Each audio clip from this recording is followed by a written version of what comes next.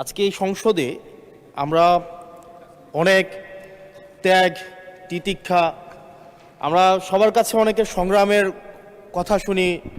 তারা অনেক লড়াইয়ের মধ্য দিয়ে আজকে এই সংসদটি আমাদের প্রজন্মের জন্য আসলে আমরা আজকে যা কাজ করছি না কেন সেগুলো হচ্ছে আমাদের প্রজন্মের জন্য। আপনারা যে কাজগুলো করছেন, যে দায়িত্বটা নিয়েছেন, এই দায়িত্বের ফলভোগী বা সুবিধাভোগী কিন্তু আমাদের এই প্রজন্ম। মাননীয় স্পিকার, আমরা খুব আশাহত হই যখন এই সংসদ এত রক্ত, এত লড়াই, এত ত্যাগের পরে আজকে যখন এই সংসদটি গঠিত হয়েছে, কিন্তু এই সংসদ আবার আগের যেই ভিশিয়াস সাইকেল, দোষারোপের যেই সাইকেল, একজনকে বিভিন্ন ট্যাগিংয়ের যেই সাইকেল, মত দমনের নামে, বিরোধী মত দমনের নামে মামলার যেই সাইকেল, আমরা সেইখানে আবার চলে গিয়েছি। ক্যাম্পাসগুলো আবার আনরেস্টের দিকে যাচ্ছে, অস্থিতিশীল পরিবেশ সৃষ্টি হচ্ছে, বিরোধী দল মত দমনের জন্য মামলা করা হচ্ছে, প্রতিমন্ত্রীকে ফেসবুকে লেখার কারণে বাসা থেকে তুলে নিয়ে আসা হচ্ছে, হুইপকে সমালোচনা করলে বাসা থেকে তুলে নিয়ে আসা হচ্ছে। আবার আমরা আগের সংস্কৃতিতে আমরা চলে যাচ্ছি, যেখানে মাননীয় প্রধানমন্ত্রী নিজে কার্টুন শেয়ার করে বিভিন্ন স্যাটায়ার, বিভিন্ন মকারিকে প্রমোট করছে, বিরোধী মতকে প্রমোট করছে। সেইখানে এই সংসদ গঠিত হওয়ার পর থেকে আজকে পর্যন্ত 9টা ঘটনা ঘটেছে যেখানে মত প্রকাশের জন্য আজকে বাসা থেকে তুলে নিয়ে আসা হয়েছে। মাননীয় স্পিকার, আমরা মত প্রকাশের স্বাধীনতা চাই। মত প্রকাশের স্বাধীনতা আগেও ছিল, মত প্রকাশের স্বাধীনতা আওয়ামী লীগের সময় ছিল, তবে সেটা সহমত প্রকাশের স্বাধীনতা। আমরা এই পার্লামেন্টের পরে আমরা শুধুমাত্র মত প্রকাশের স্বাধীনতা নয়, আমরা দ্বিমত প্রকাশের স্বাধীনতা চাই। আমরা এখানে দাঁড়িয়ে মাননীয় প্রধানমন্ত্রীর সমালোচনা করতে চাই। আমরা নির্ভয়ে ফেসবুকে আমরা ব্যাকস্পেস ব্যবহার করতে চাই না। কিন্তু আবার একটা ভয়ের পরিবেশ সৃষ্টি করা হচ্ছে, আবার একটা আতঙ্কের পরিবেশ সৃষ্টি করা হচ্ছে।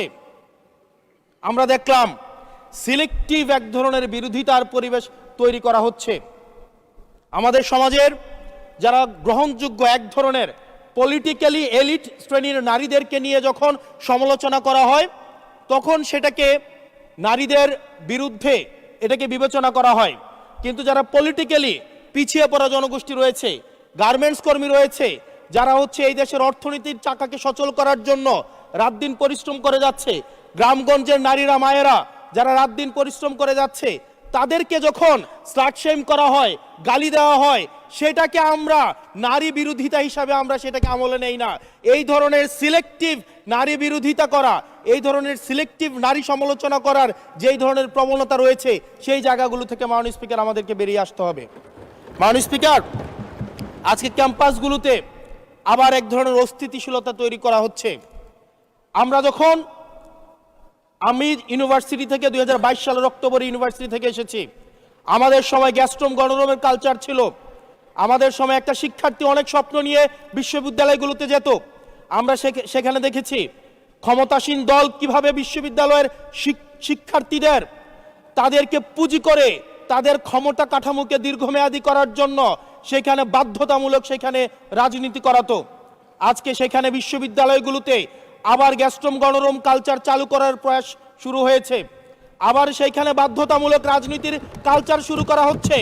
আমরা দেখেছি ক্ষমতাসীন যারা রয়েছে তারা তাদের সন্তানদেরকে বিদেশে রেখে নিরাপদ ভবিষ্যৎ নিশ্চিত করে, আর মধ্যবিত্ত সন্তানরা যাদের বাবা মায়েরা কলকারখানায় কাজ করে, যাদের বাবারা রেমিটেন্স যোদ্ধা, যাদের বাবারা কষ্ট করে তাদের সন্তানদেরকে বিশ্ববিদ্যালয়ে পাঠায়, তাদের সন্তানদেরকে ক্ষমতালোভী রাজনীতিবিদরা তাদের সন্তানদেরকে ব্যবহার করে তাদের ক্যারিয়ারে ঝুঁকিতে ফেলে তাদের গদি বা পাটাতন শক্ত করার জন্য নিজের সন্তানের ভবিষ্যৎকে বিদেশে রেখে নিরাপদে রাখে, আর পরের সন্তানের ভবিষ্যৎকে নিয়ে ছিনিমিনি খেলে। মাননীয় স্পিকার, আমরা এই সংস্কৃতির পরিবর্তন চাই। আমরা চাই বিশ্ববিদ্যালয়গুলো শুধুমাত্র নেতা তৈরির হাতিয়ার হবে না।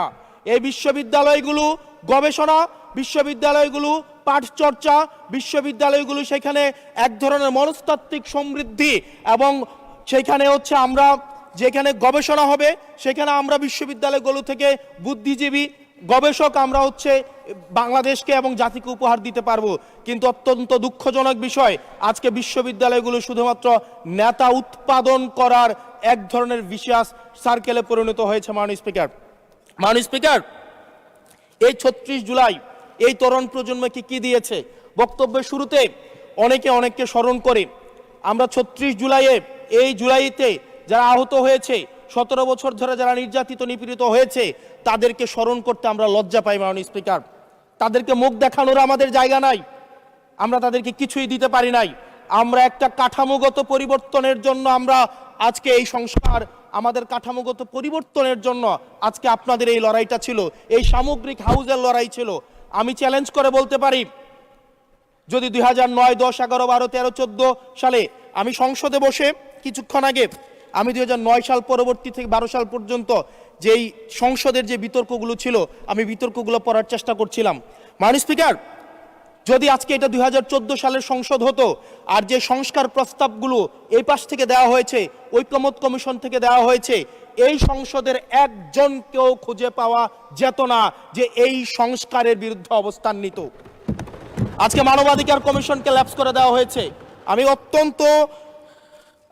মানবাধিকার কমিশনকে ল্যাপস করা হয়েছে, বারবার করে বলা হচ্ছে আরো শক্তিশালীভাবে হচ্ছে মানবাধিকার কমিশন নাকি উত্থাপন করা হবে। আজকে পুলিশ সংস্কার কমিশন, আজকে অর্ডিন্যান্স সেখানে বাতিল করে দেওয়া হয়েছে, বলা হচ্ছে আরো পুনর্বিবেচনা সাপেক্ষে সেখানে হচ্ছে এই সংসদ উত্থাপন করা হবে। মাননীয় স্পিকার, যদি সেটাকে সবকিছুই তো সংশোধনের মধ্য দিয়ে যাচ্ছে, যদি এটা নিয়তটা যদি সহি থাকতো, ওয়েল ইন্টেনশন যদি থাকতো, এই অর্ডিন্যান্সটাকে এখানে গ্রহণ করে পরবর্তীতে কিন্তু সংশোধন করা যেত। মাননীয় স্পিকার,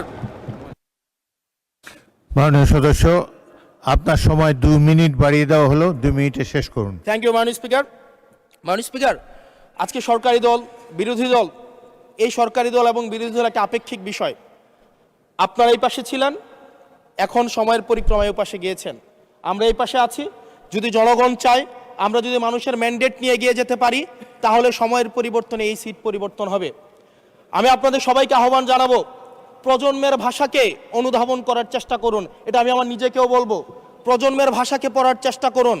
আমাদের প্রধানমন্ত্রী যিনি আছেন, মাননীয় প্রধানমন্ত্রী, ওনার সন্তান যেই প্রজন্মের, আমরা একই প্রজন্মের, আমাদেরকে ধারণ করার চেষ্টা, আমি চাইবো আপনারা সবাই আমাদেরকে ধারণ করার চেষ্টা করবেন।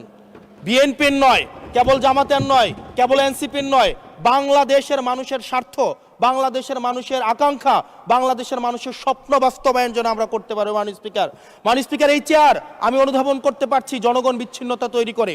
এই সংসদে বসে, এসি রুমে বসে, এসি গাড়িতে চলে, মিনিস্ট্রির এসিতে বসে, বাসার মধ্যে 24/7 আনইন্টারাপ্টেড ইলেকট্রিসিটির মধ্যে থেকে জনগণের সমস্যা বোঝা যায় না। এই জন্য এই সংসদে যখন আমরা দাঁড়াই, আমরা জনগণের সমস্যা অনুধাবন করতে পারি না। আমরা এই সংসদে বসে যদি আমরা লোডশেডিংয়ে আমরা খুঁজি, এই সংসদে বসে লোডশেডিং পাওয়া যাবে না, এই সংসদে বসে জনগণের সমস্যা পাওয়া যাবে না, এই সংসদে বসে সব কিছুকেই। মাননীয় স্পিকার, আমরা যে এই বাংলাদেশের সবচেয়ে সুবিধাভোগী মানুষের মধ্যে এই সংসদে যারা বসে আছি, বাংলাদেশের সবচেয়ে ফেসিলিটেড মানুষের মধ্যে আমরা অন্যতম। মাননীয় স্পিকার, আমাদের জনগণের কাছে যেতে হবে, জনগণের আশাগুলোকে, সময়গুলোকে, স্বপ্নগুলোকে আমরা রাজনৈতিক ভাষার মধ্য দিয়ে, কর্মসূচির মধ্য দিয়ে সেগুলোকে বাস্তবায়নের জন্য আমাদের সবাইকে সমন্বিতভাবে, ঐক্যবদ্ধভাবে কাজ করার প্রয়াস আমাদেরকে থাকতে হবে। আবার যদি আমরা বিভাজনের রাজনীতিতে যাই, তাহলে সেখান থেকে বিএনপি বেনিফিটেড হবে না, এনসিপি বেনিফিটেড হবে না, জামাতে ইসলামী বেনিফিটেড হবে না, সেইখান থেকে বেনিফিটেড হবে আমরা জুলাইতে যাদেরকে আমরা পরাজিত করেছি, তারা বেনিফিটেড হবে। মাননীয় স্পিকার, ধন্যবাদ। ওকে, লাস্ট মিনিট। সেজন্য আজকে এই সংসদে আমাদের একটা ন্যাশনাল এগ্রিমেন্টের দিকে যেতে হবে। আমরা পলিসির জায়গায় আমাদের বিরোধিতা থাকবে, পলিসির জায়গায় আমরা এগ্রিমেন্টের মধ্যে থাকবো, কিন্তু আমাদের একটা রেড লাইন টানা উচিত। এই লাইনটা আমরা ক্রস করব না। আমরা যখন শুনতে পাই যে একটা রাজনৈতিক দলকে নির্মূল করার আহ্বান একটা সরকার দল থেকে আসে, সেই বাংলাদেশে আমরা মাননীয় স্পিকার ফিরতে চাই না। মাননীয় স্পিকার, আমরা এখানে আমরা কনস্ট্রাকটিভ ভাবে পলিসির জায়গা থেকে আমরা আর্গিউ করব, আমরা এগ্রি করব, আমরা ডিসএগ্রি করব, কিন্তু মাননীয় স্পিকার, নির্মূলের রাজনীতি, বিনাশের রাজনীতি, দমনের রাজনীতি, পীড়নের রাজনীতি যদি আমরা বাংলাদেশে আবার পরিচয় করাই, ইন্ট্রোডিউস করাই, সেইখান থেকে এই সংসদের কেউ বেনিফিটেড হবে না। বেনিফিটেড হবে আমাদের সবচেয়ে বেশি যারা আমাদের এই বাংলাদেশটাকে ঝুঁকির দিকে ঠেলে দিয়েছে, সেই অপশক্তি হচ্ছে মাননীয় স্পিকার বেনিফিটেড হবে। সেজন্য আমরা ঐক্যবদ্ধভাবে ধন্যবাদ। বাংলাদেশটাকে বিনির্মাণ করি।